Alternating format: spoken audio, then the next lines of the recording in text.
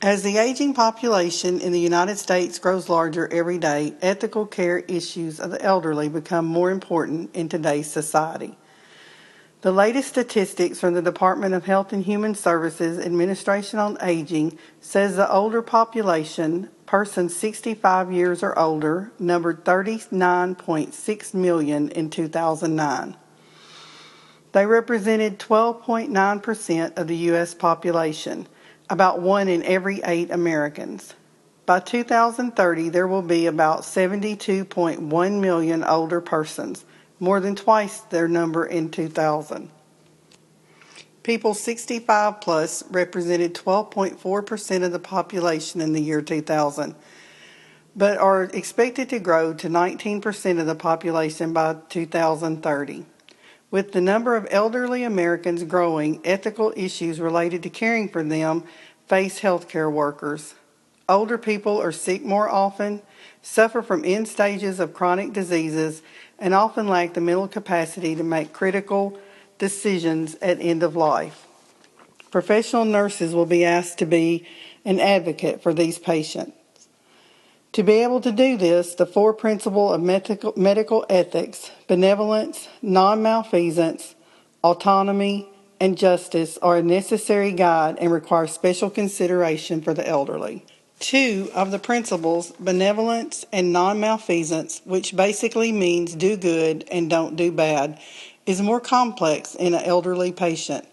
Location of services and the cost of health care are considered under these principles. It is our responsibility as advocates to allow elderly patients to exercise autonomy in a meaningful way. How can they do this if they have not been adequately informed of risks and problems, educated on the use of living wills or healthcare proxies, and have had anyone ask them about their wishes regarding end-of-life issues? Kenneth Prager, MD, Clinical Professor of Medicine, Director of Clinical Ethics, and Chairman of the Medical Ethics Committee at Columbia Presbyterian Medical Centers, suggested healthcare professionals ask close relatives and friends of unresponsive patients if they ever spoke of their wishes regarding end-of-life issues to help guide decisions in providing end-of-life care to the elderly. Justice, the 4th principle used in ethical decision-making, is divided into 2 viewpoints. One is a utilitarian viewpoint, which says healthcare resources should be allocated to do the most good for the largest number of people, which disenfranchises the elderly. The other is the idealistic approach, which says, no, we're not going to allocate our resources solely based on where there's the most bang for the buck. We should give help to the people who need it most. But this approach, the elderly will disproportionately need more health care dollars than the younger population. A little of each of these would benefit everyone. This trend is important to those planning health care needs for the future because the oldest old individuals are most likely to be disabled, use multiple medications, or need consistent caregiving. Many older adults will be from ethnically diverse cultures. For example, Hispanic elders, now 5.6% of the elderly population, will increase to 16.4% of the elderly population during the next 50 years.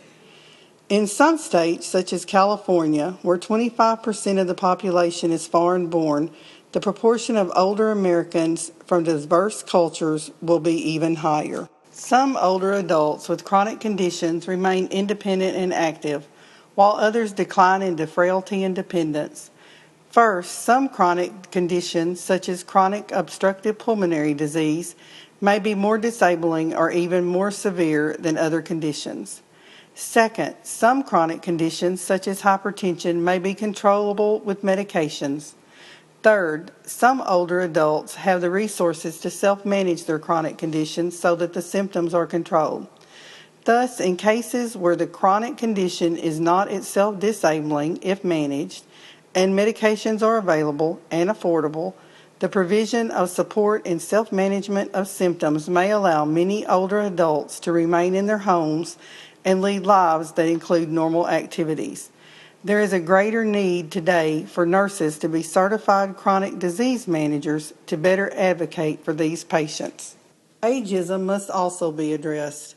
This way of thinking causes society to view elders as fundamentally different from other people.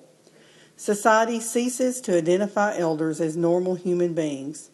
This involves stereotyping and discrimination against a group of people based on their age. Our society is youth-oriented. As a professional nurse, it is our responsibility as advocates for the elderly to educate society regarding the elderly. We can educate society that the elderly were once young and have the same needs and desires as we all have. They have their own feelings about the significance and meaning of their life. When we, as professional nurses, take the time to develop meaningful, trusting, and honest relationships with members of the elderly population and use the 4 ethical principles to guide us, we can truly be advocates for elderly patients and address the ethical issues facing this population in our society for the future.